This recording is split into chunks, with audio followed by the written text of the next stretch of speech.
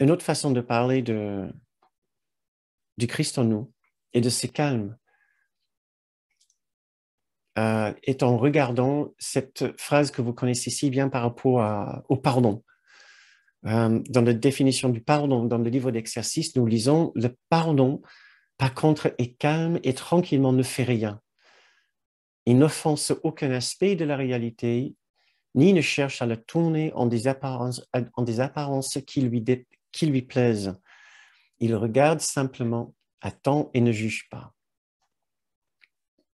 Tout comme nous venons de dire, le Christ en nous ne cherche pas à changer les choses, pas comme le petit soi veut changer toutes choses pour s'accommoder à ses besoins, pour s'aligner avec ses besoins.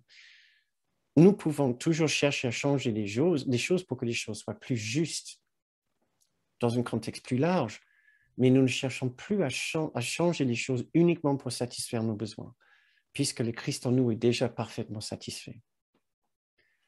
Et j'aimerais bien faire un petit changement à cette phrase.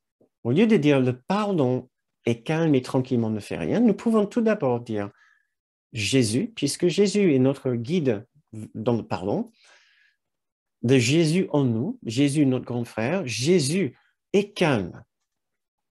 Lui qui est un exemple pour nous, pour apprendre à vivre comme le Christ vit, comme on peut imaginer le Christ vivre, notre Christ, Jésus est calme et tranquillement ne fait rien. Il n'offense aucun aspect de la réalité. Donc, une offense, ça veut dire qu'il critique, il ne juge pas, il n'accuse pas, il ne condamne pas la réalité autour de lui. Il ne cherche à la tourner en des apparences qui lui plaisent.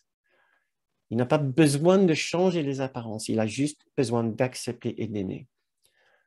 Jésus regarde simplement, attend et ne juge pas. Dans cette attente, il y a tout son amour qui est présent. Et nous pouvons dire, par extension, le Christ en nous est calme et tranquillement ne fait rien.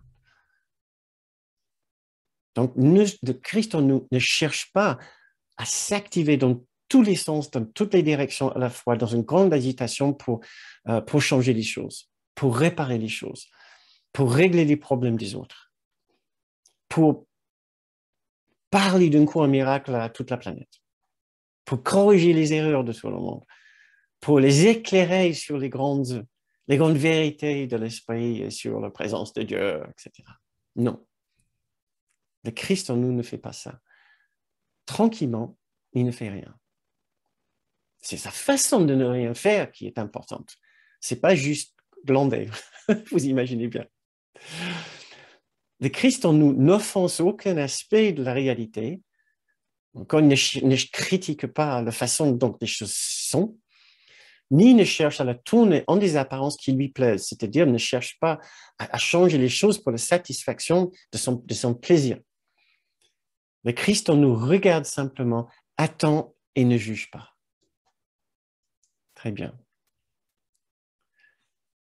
Donc, nous pouvons dire que vivre le Christ en nous est quelque chose qui est en retrait par rapport à la vie ordinaire. Ce n'est pas quelque chose ça ne veut pas dire que nous ne sommes pas impliqués dans la vie.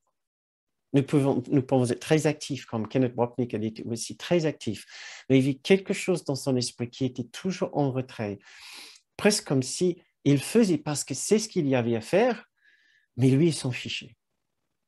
Il était tellement heureux et dans une sorte de joie à chaque instant que si vous l'interrompez dans son élan et vous l'empêchez d'aller à son rendez-vous, il aurait été dans la plus grande joie de te voir sur son chemin, même s'il est obligé de te dire « je ne peux pas te parler maintenant, ouais, ça sera pour plus tard, mais avec le plus grand plaisir ».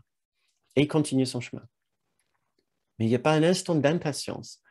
Tout comme chez nous, nous pouvons vivre de la même façon, sans impatience et sans penser que telle ou telle personne nous empêche de faire ce que nous devons faire, qui est si important pour nous ou pour d'autres personnes. C'est possible de vivre ainsi, avec une telle confiance, un tel sentiment que nous y sommes déjà dans cet endroit de satisfaction et de bonheur. Le Christ en nous est présent, attentif, bienveillant, doux, dans la compassion, fort, avec un sentiment de confiance, sans le moindre pensée de peur ou d'appréhension. Aussi sans aucun doute et sans aucune question.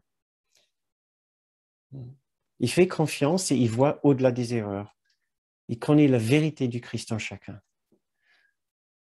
Donc, le Christ est une dimension de notre esprit qui surplombe, si vous voulez, qui survole ou surplombe tout le reste et qui est au-dessus de ce champ de bataille dont nous avons parlé si souvent, qui est une section du cours.